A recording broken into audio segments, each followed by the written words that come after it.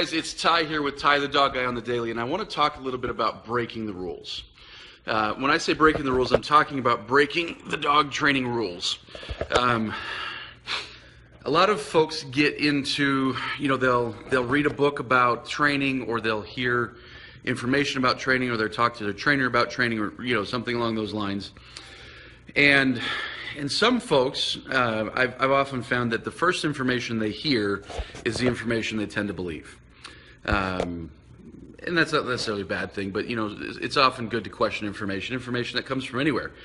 Question my information, question information from any book you read, anything you hear about dogs. But like I say, it's quite frequent and common that someone, will call and they'll say, something like, I've got this this blue heeler, and this guy at work told me that blue heelers are like this. And I'll explain, blue heelers could be like that, or they could be like something else, or they could be, a ton of different things, right? There is no one way that a blue heeler is. Well, the guy at work told me that. I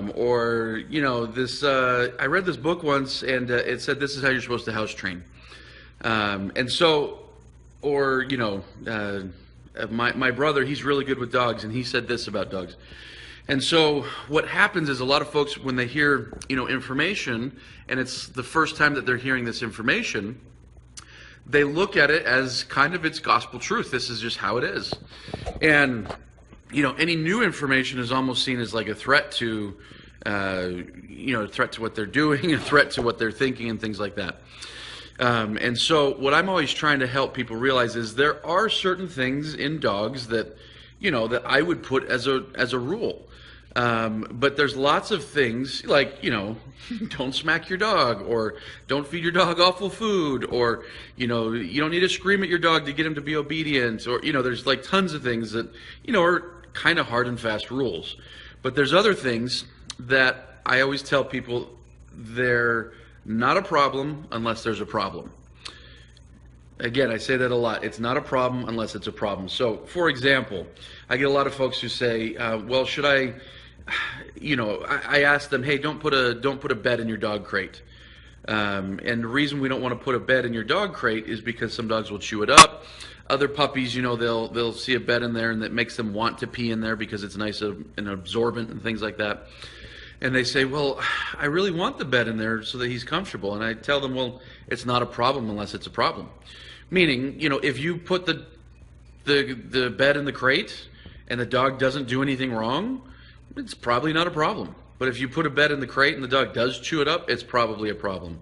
Or the dog does pee on it, it's probably a problem. And the list goes on and on with things like this.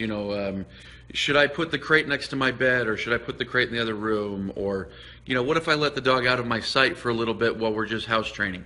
Well, if you let him out of your sight, it's not a problem unless it's a problem. If you let him out of your sight and he pees, it's a problem. If you let him out of your sight and he didn't pee, it's not a problem as much. And so like I say, what I'm trying to get across here is there are a few hard and fast rules, in dog training. There are a few things that you want to make sure you're doing well.